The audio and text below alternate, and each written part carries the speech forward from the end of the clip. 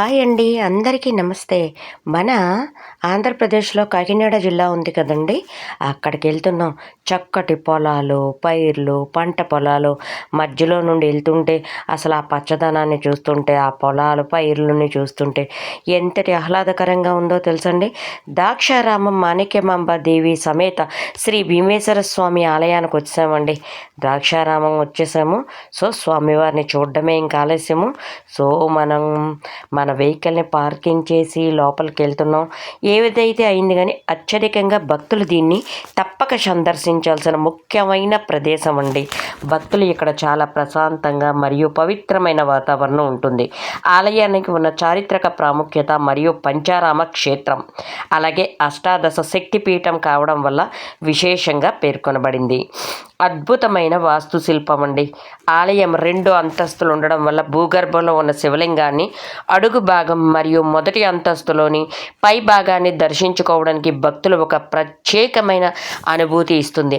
ఆ కట్టడాలు చూసారండి, అసలు అడుగులు, ఆలయం తాలూకా శిల్పాలు ప్రత్యేకత ఎంత బాగుంటుందంటే, ప్రతిరోజు మధ్యాహ్నం 12 గంటలకు ఆలయంలో ఇచ్చే ఉచిత అన్నదానం ఎంత బాగుంటుందంటేనండి, ముందర మీకు అన్నదానం కంటే ప్రత్యేకించి గుడి అంతా చూపిస్తున్నాను.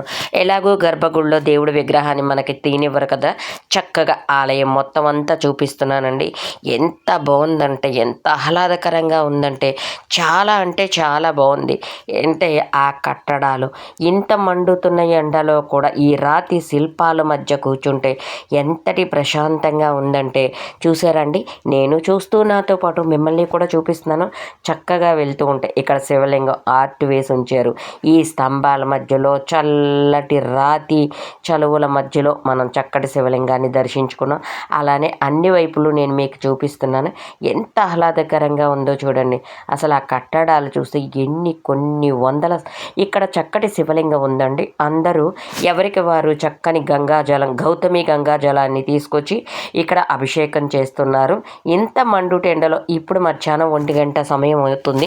ఈ 1 గంట సమయంలో కూడా అందరూ చక్కటి జలాన్ని తీసుకొచ్చి స్వామివారికి అభిషేకిస్తున్నారు. అలా చూసిన తర్వాత గర్భగుడి లోపలికి వెళ్తున్నాం. మనం గర్భగుడి లోపలికి వెళ్ళిన తర్వాత గుడి ఆంతర్యాల్లో అంతా నేను మొత్తం నలువైపులా తిరిగి మీకు చూపిస్తున్నాను. ఎంతటి ప్రత్యేకత అంటే చాలా ప్రత్యేకత అండి. ఈవిడ మాణిక్యమాంబ దేవి సమేత శ్రీ భీమేశ్వర స్వామి. సరే, 1 గంటన్నర అయిపోయింది కదండి, అన్నదాన సత్రానికి వెళ్తున్నాం. ఇక్కడ అన్నదానం ప్రతిరోజు మధ్యాహ్నం 12 గంటలకు ఆలయం ఇచ్చే ఉచిత అన్నదానం రుచి మరియు చాలా నాణ్యతగా ఉంటుందండి. సో, భోజనాలు చూస్తున్నారా ఎంత చక్కగా, ఎంత సాంప్రదాయ సిద్ధకంగా, ఎంత చక్కటి పల్లెములో అరిటాకు వేసి, అరిటాకులో పప్పు, కూర, అన్నం, పచ్చడి, సాంబార్, పెరుగు, మజ్జిగ చాలా బాగుందండి. ఎంత చక్కగా ఉందంటే చాలా, అసలు భగవంతుడి ప్రసాదం ఇంత బాగుందా అనిపిస్తుంది. ఉదయం 6 గంటల నుండి మధ్యాహ్నం 12 గంటల వరకు దైవ దర్శనం బాగుంటుంది. సాయంత్రం 3 గంటల నుండి 8 గంటల వరకు ఉంటుందండి. సో, నేనైతే మాత్రం చక్కటి సాంబార్తో హాయిగా దేవుడి భోజనం చేసేస్తున్నాను. ఫ్రెండ్స్, మీరు కూడా ఎప్పుడైనా ఇక్కడికి వస్తే కంపల్సరిగా అయ్యవారి చక్కటి భోజనాన్ని తిని చూడండి. ఇలా స్వామివారి ఆలయంలోకి మనం వెళ్ళిన తర్వాత ఇక్కడ చక్కగా భైరవుడు ఉన్నాడండి. అష్టభైరవులు ఉన్నారు. ఎంత బాగున్నారంటే భైరవుల్ని లోపలకు కూడా వెళ్ళి తీశాను. చాలా అంటే చాలా బాగున్నారు. భైరవుడికి చక్కగా అలంకరించి శ్రీ శ్రీ శ్రీ కాలభైరవులు అండి.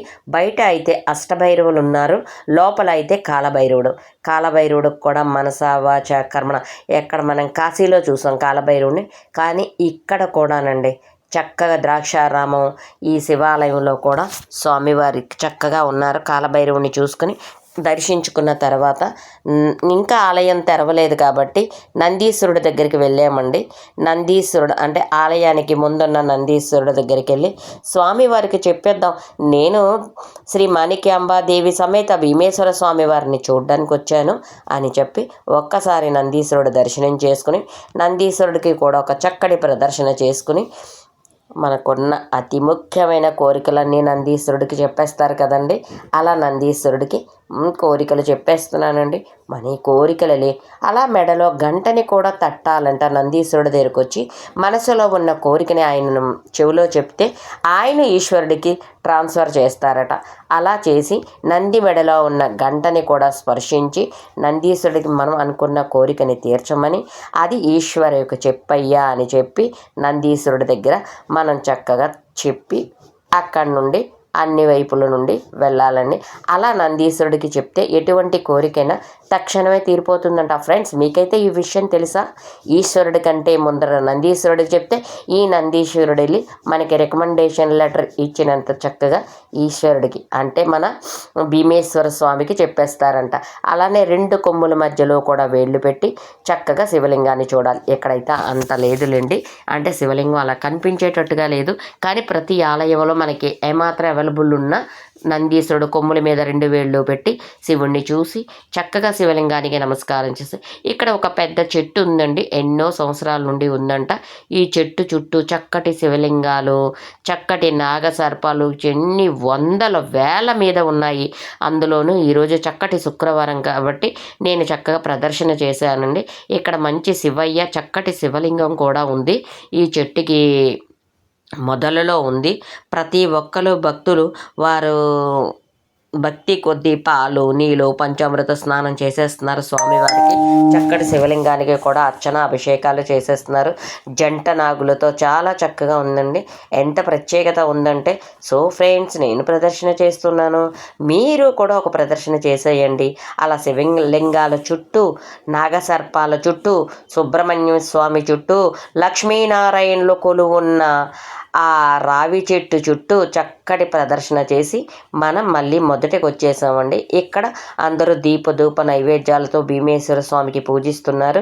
చక్కటి శివలింగానికి కూడా అర్చన చేస్తున్నారు. దీపాలు ధూపాలు పెడుతున్నారు. అందరితో పాటు నేను పెట్టేశానులేండి, అంటే అది మరి అలవాటు కదా మనకి. చక్కగా ఒక మధ్యాహ్నం కూడా ఒక దీపాన్ని పెట్టేసి స్వామివారికి దీపధూప నైవేద్యాలను సమర్పించి, ఇది గౌతమి నది అండి.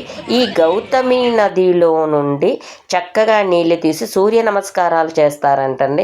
మాఘమాసం ప్రత్యేకించి గౌతమి నదిలో సూర్య నమస్కారం చేస్తే ఆరోగ్యం చాలా బాగుంటుందంట. ప్రత్యేకత ఈ ద్రాక్షారామంలో. సో ఇలా చేసుకున్న తర్వాత అదంతా పూర్తయిన తర్వాత అందరూ చేస్తున్నారు కాబట్టి అందరితో పాటు నేను కూడా చేసేసాను ఫ్రెండ్స్. ఇలా చక్కగా చేసేసి మిగిలిన పార్ట్స్ అన్నీ కూడా మీకు వేరే వీడియోలో క్లిప్పింగ్లో పెడతాను, అది చూస్తారని నేను మీకు ఇలా ఎక్స్ప్లెయిన్ చేస్తున్నాను. గౌతమి నది నీటిని చక్కగా గంగా గోదావరి నర్మదా సింధు కావేరి జల్మేసితు అంటూ చక్కగా చల్లుకుని ఆ నీళ్లను తీసుకొచ్చి రాగి బిందెతో స్వామివారికి అర్చన చేయాలంటండి. శివుడికి కసిని గంగ పోస్తే చక్కగా మనకి బోలా శంకరుడు చక్కటి కోరికలు తీర్చుతారు కదండి. అలా నేనైతే ఒక రాగి బిందెని తీసుకుని గౌతమి నదిలో చక్కటి నీటిని పట్టుకుని అలా వచ్చి శివయ్యకు అభిషేకం చేశానండి. అలా అంటే మన ఓపిక ఉన్నంత వరకు శివయ్యకు చక్కటి అభిషేకం.